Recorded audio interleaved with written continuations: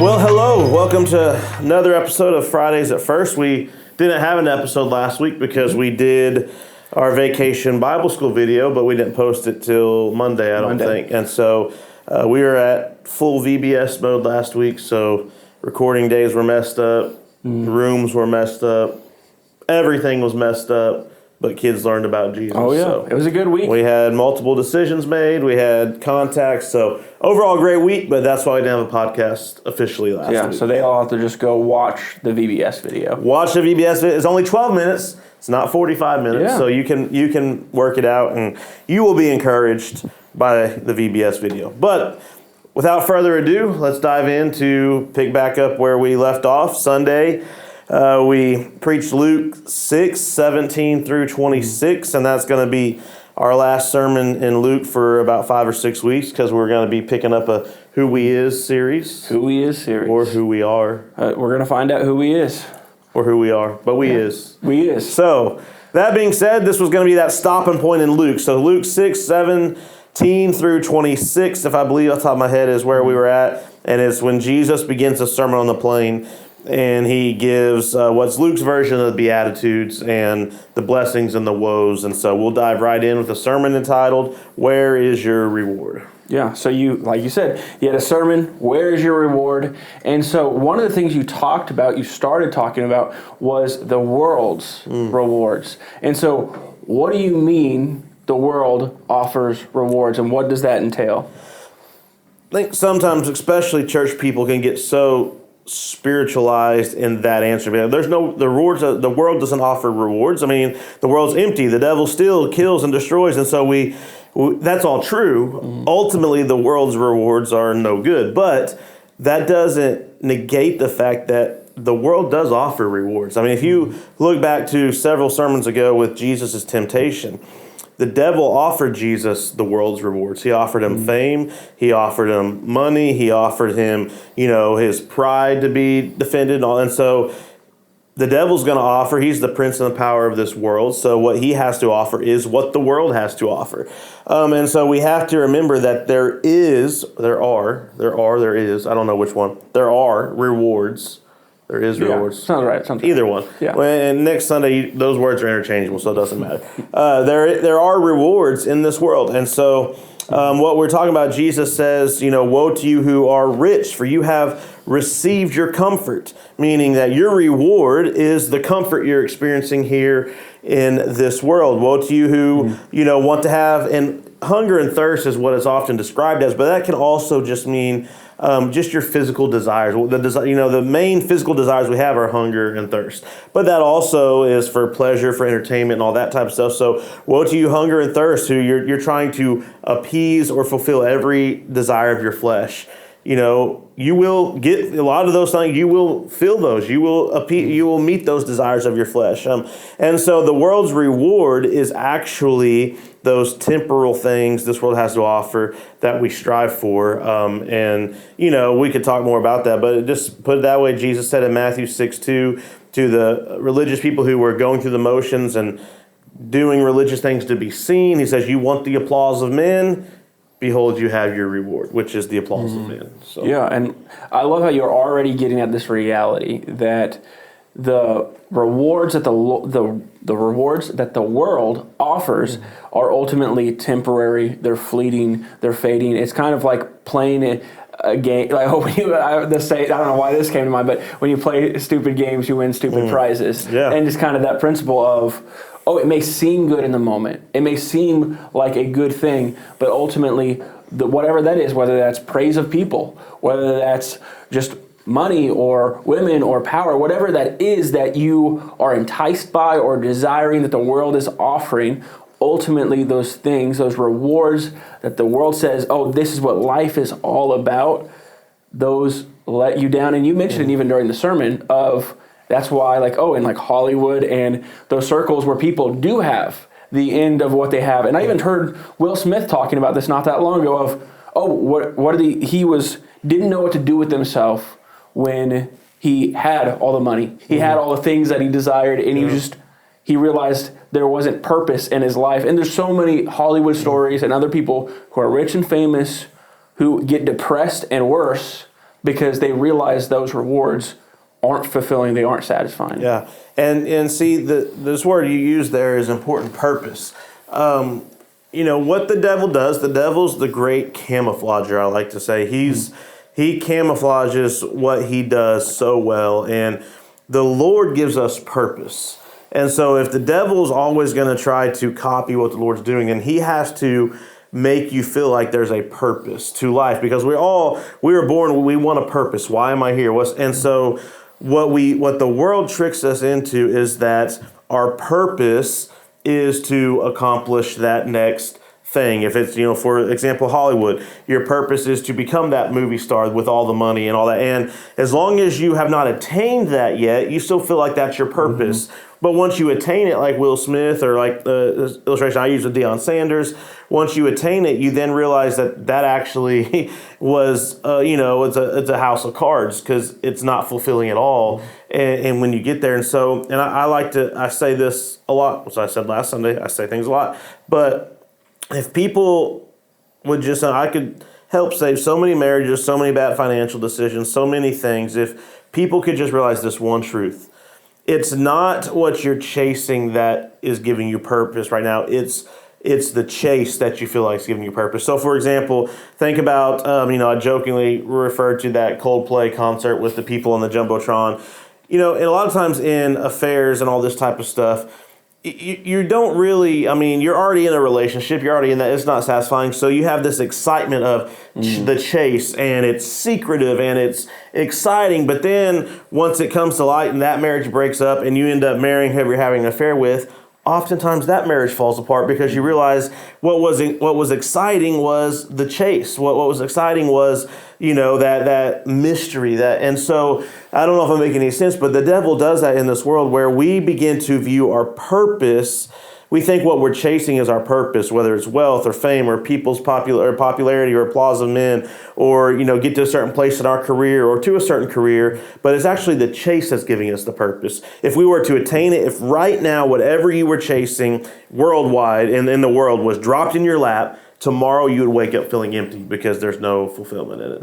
And I really like what you're talking about, that excitement and that thrill and that chase that we get distracted by, because I think that's, especially when it comes to dating relationships and even marriage, of like, why we have such a problem with that, and then even what society calls love versus what the Bible describes as love, and the difference between the two is we often talk about love mainly in that excitement and, I got butterflies in my stomach. And again, nothing wrong with it. That's a blessing when you have that and are following God in that. But love is so much more than just that excitement and that moment and that thrill. But then we think that's what life is. We think that's what purpose is, and we get caught up in that. And I think one other thing I want to add real quick to this is there's not only danger in having the wrong path and the wrong set on like these goals, these false rewards that the world offers, but there's also danger of when you achieve those goals. You think, if I just get this, then I'll be happy.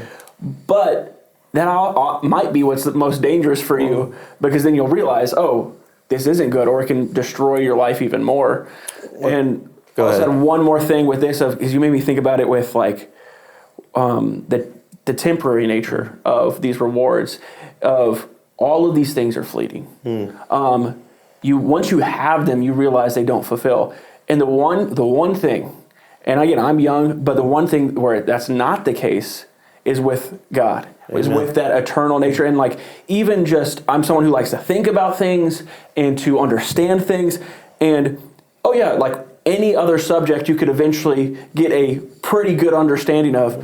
But when it comes to an eternal God, we will spend an eternity understanding and knowing, and He's the only thing that can fill that void for like that eternal craving that we have. Yeah. The only thing that can fill that eternal craving is an eternal God. Absolutely. And kind of one thing, I was going to say something else, but it slipped my mind, so we'll move on from there. But another thing, what you're saying about the reward, that's hard to say, the rewards of the world. is this uncertainty and temporal aspect of them. So number one, if you're going to live for wealth or stuff or materialism or, satisfying the flesh, number one, you're never going to be certain you will achieve that. Like there's a good chance you might if you live and you strive for it. But even when you do, you don't know how long you're going to hold on to it. So then you have the anxiety and the worry of, okay, I have achieved this. Now you think of like Steve Jobs. He conquered the world. He had more money than anybody, and he dies of pancreatic cancer in his 50s. And so like you think of the uncertainty of even if you were to accomplish what your world's rewards goal is, you don't know how long and so then that builds worry, that builds anxiety. You can't enjoy it because of, well, how long will I have it? Am I going to lose it? Is the stock market going to go down? And my investment's going to, and then you're just so worried that you're miserable. And so that's even that temporary aspect of it is that if you were to gain every single, young people especially, like I said, if tomorrow you were to gain every single thing you would love out of life, like the genie in a bottle came and said, give you 3 wishes, the next day you would wake up and something on your mind would be, well, how long do I get to enjoy these things? Because I'm only here for a certain amount of time. And then you would have a whole nother aspect of worry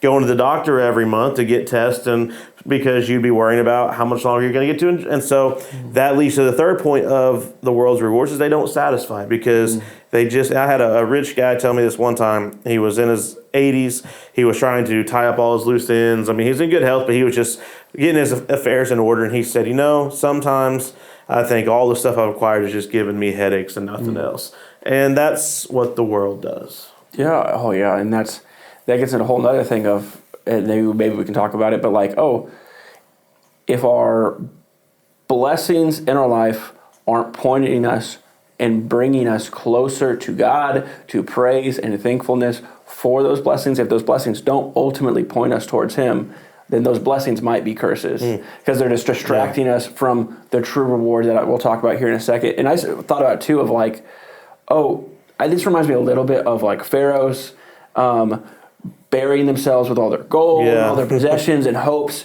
that they just be able to take it with them and they're gone. And there's this reality that they died, they passed on, yet all their gold, all the things that they worked so hard to achieve, it stays here. It's still there. And it just, people steal it or someone else has it now.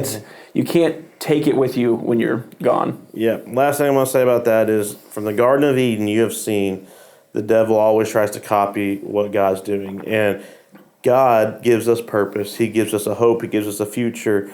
And the devil has to try to mimic that to keep us distracted. And so he has put rewards in this world. Like he told Jesus, bow down to me, I'll give you all the kingdom of the world and the riches of the world. And so he's going to tempt you with, Paul Washer always says it, is like a lot of times the devil, we're like a 2-year-old. He's always just throwing shiny objects in front of us to see which will grab our attention. And we're like, ooh, new toy. And he don't care if it takes our attention for 6 months or 6 years. When we're done with it, he's going to throw a new shiny object out there. And he's always trying to get you distracted from the actual purpose you're here, which is to glorify God by honoring Him with your lives and serving people in His name. So that's so good. Yeah. So moving forward, like one other thing you talked about was you contrasted the difference between the world's rewards and eternity's rewards. And so what's the difference between the two of those?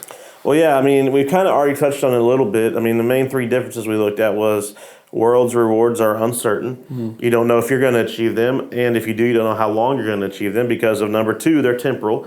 Like you said, Pharaoh, I think of that Chinese emperor who made a whole bunch of wooden soldiers because in his afterlife he was going to have an army to go with him. I think it's a terracotta army they call it. And still here, right? Pharaoh's gold, terracotta army, I think that's what's called still here. It's temporary. Nothing is going to, and it doesn't satisfy. So even when you achieve worldly rewards, they don't satisfy. On the opposite end of that, eternal rewards are just the opposite. They are certain. The Bible says in Matthew chapter 6, there's no moth and rust and thieves in heaven. What we accomplish for eternity is secure. It is certain. You don't have to worry about losing it. You don't have to worry about it being gone. Like, it's there. And by definition of the word, eternity, it's eternal. I mean, it's not temporal. You get to enjoy the rewards of eternity forever and ever. There's no fear of, well, what happens when you get to heaven and you die? You don't die in heaven, right? You're there forever. And then they satisfy. So unlike the world that doesn't satisfy, that's why Jesus said in this text, blessed are you when you are poor, or when you do hunger, when you do mourn for my sake. He's not just saying poverty, hunger, and mourning is blessed, but he's saying when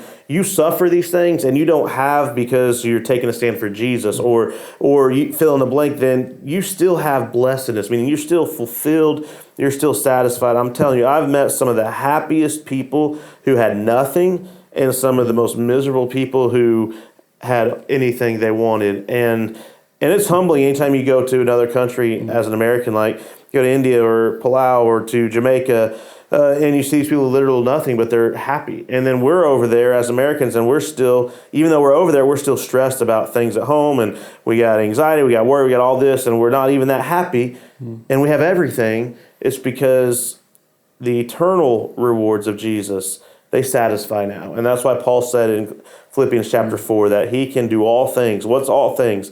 He can be content. Paul had times in his life when he had an abundance. He had times in his life when he had nothing.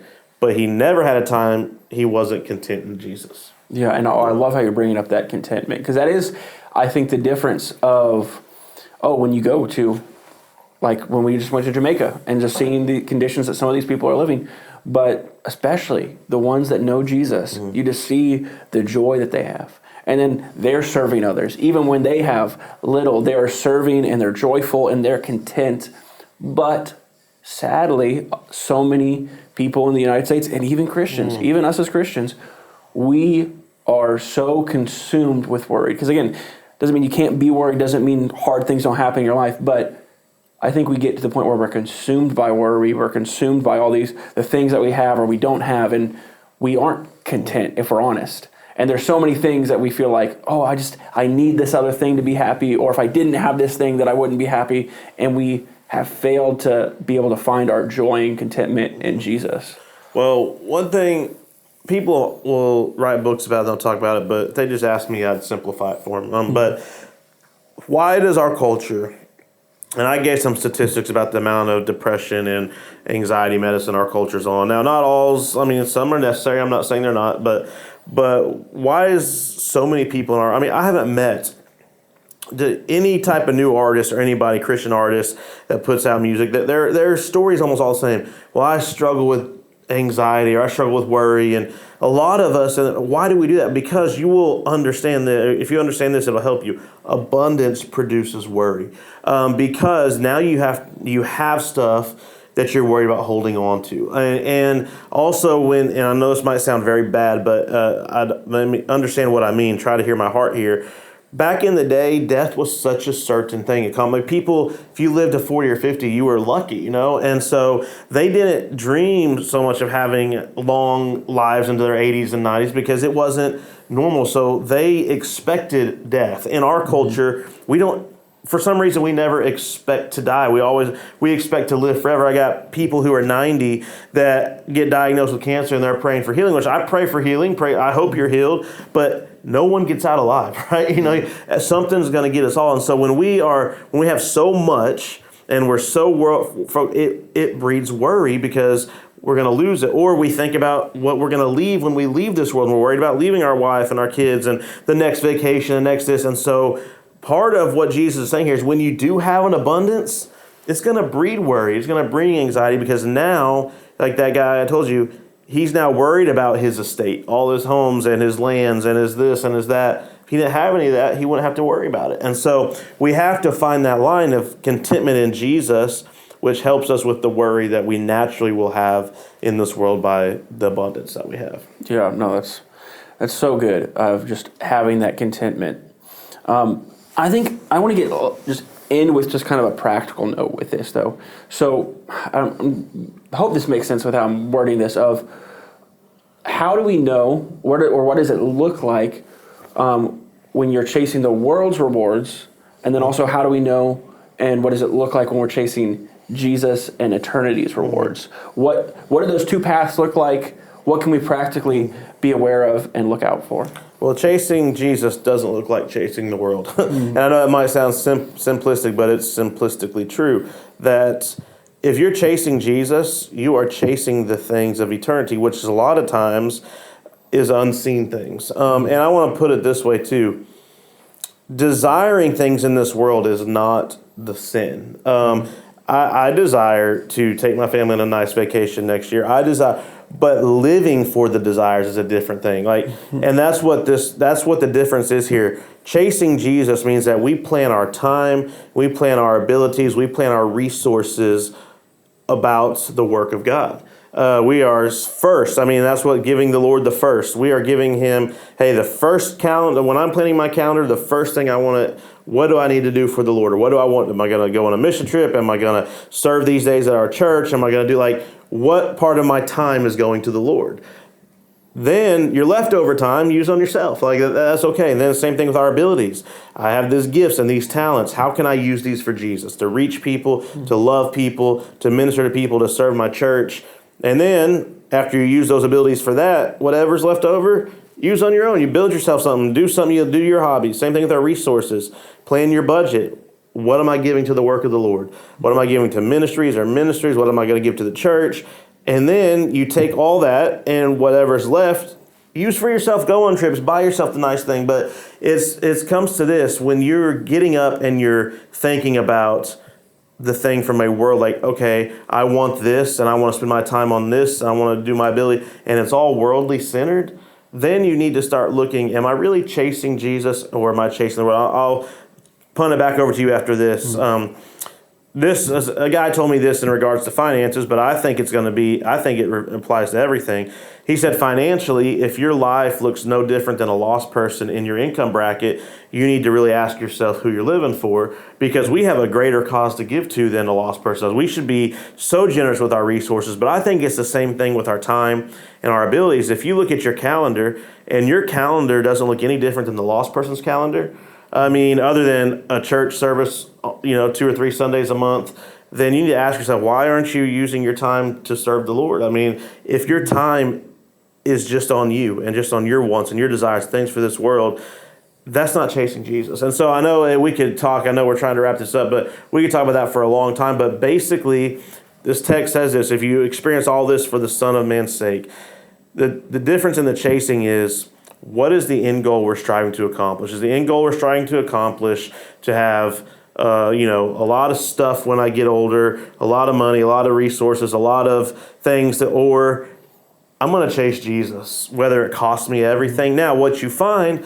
when you chase Jesus, a lot of times it doesn't. I mean, you should be willing to give up everything. I know we got to stop, but there's so many things come to mind. I was talking to a little girl this week about, her mom brought her to me and about giving her life to the Lord in our children's ministry. And her mom said something that said, well, if Jesus asked you to give up your games, would you do it? He should be first. And she just started bawling, bless her heart, realizing that and we talked to her. Her mom told us, listen, Jesus is not necessarily telling you to give up your games. What it means is he's first place in your life. Mm-hmm. If he asks for it, you give it to him. Or if he leads you to give it up, you give it up for him because you want to. But you find out when you have that heart, Jesus is not just taking, what can I take out of Brett's life? He's not just looking, okay, Brett hasn't given up anything in a while. Oh, he likes to scroll his phone. So Brett, give up your phone. That's not what the Lord does. And so you find out when you live with open hands, a lot of times the Lord leaves the stuff in your hands, knowing you're willing to give it up. And so the point, again, ranting a little bit, but the point is this: chasing Jesus looks like your end game, whatever it costs you, is to further his kingdom. Chasing the world is your end game, whatever it costs you is chasing your kingdom. Yeah, no, you covered it. I'll say a few things with this. One thing to get at what you were saying a second ago, because it's more than Sundays and Wednesdays and just giving those parts of your time. Because we do want our church people to give God your Sundays and your Wednesdays, and it makes a tremendous difference on your life. But it's not just about those Sundays and Wednesdays of a thing to mark off or say that you went, but that it should impact the rest of your life. And so you're going to church on Sundays and Wednesdays, but when it comes to you get at it with your art, abilities, resources, and time even just simple thing of, what about your time at home Does that show that your reward that you are chasing is for Jesus? Does the time that you spend serving your family, your spouse, your kids, how you work with that, what you do for them, how you push them towards Jesus, does that point towards that your rewards are in Jesus and in what he has called you to? Or does it show that your rewards are in selfishness or what you want to do? And I think one thing that comes to mind is that, where your treasure is, your heart is. Where your heart is, your treasure is. Yeah. That's where your treasure is. And so, and it's kind of a heart inventory. And so one important thing that I would encourage people to think about is thinking about the question of, what could you not live without? Mm-hmm. What do you say is the greatest blessing in your life? Ultimately, as believers, the greatest blessing we need to come to terms with is the greatest blessing. The only thing that we could truly not live without is Jesus, and coming back to that. And all the other blessings are great things that are good things, but we can't elevate higher than that main blessing. So if you could look at somebody, maybe you deal with, maybe you're someone who has a lot of money. If you could look at someone who has less money than you and say, man, if they would really know what living is if they had more money. Especially if you're talking about another believer. Again, if they are a believer, if they are in Jesus, then they have the greatest blessing ever. And so whether they have a lot or whether they have little, when we are in Jesus, we can be content in him because he is the greatest blessing, and just keep on coming back to that and checking our hearts, because like you said in the sermon, it's very easy to get off track and go back to the world's rewards and not realize that we're doing that. That's why we got to take that inventory of our heart, because, we're going to end with this. We have to have time. The key words in this text are bless and woe. And so Jesus said, blessed are the hungry, woe to the rich. And so what we need to understand is what Jesus is saying here. This word blessedness means, it's such a deep word. English dictionaries have a hard time defining it, but it just comes with this picture of utter inner peace and blessedness and happiness. But it's more than just being happy. It's just utter contentment inwardly, spiritual contentment. And the word woe literally means horror, like a horror movie. And that word, if you get it down to enough definitions, it can mean how dreadful or unhappy. And so what Jesus is saying here is, blessed are the poor. If you live for Jesus, whether you're hungry or full, whether you're rich or poor, whether you're mourning or laughing, you're going to have blessedness. You're going to have contentment. You're going to be fulfilled. If you live for the world, whether you're rich or poor, hungry or filled, happy or sad, you're going to have unhappiness. And the result of living for the world is woe, unhappiness. The result of living for Jesus is blessedness, which is fulfillment. And it's not based on our circumstances. It's based on our standing with Jesus. Amen. Yeah. Good deal. Yeah. All right. Well, a little shorter podcast for you this week. And so I hope it was a blessing to you. We'll pick back up next week as we dive into our Who We Is series. Who We Is. Who We Are. Well, we won't go there again. We did that at the beginning of the service, or the beginning of the podcast.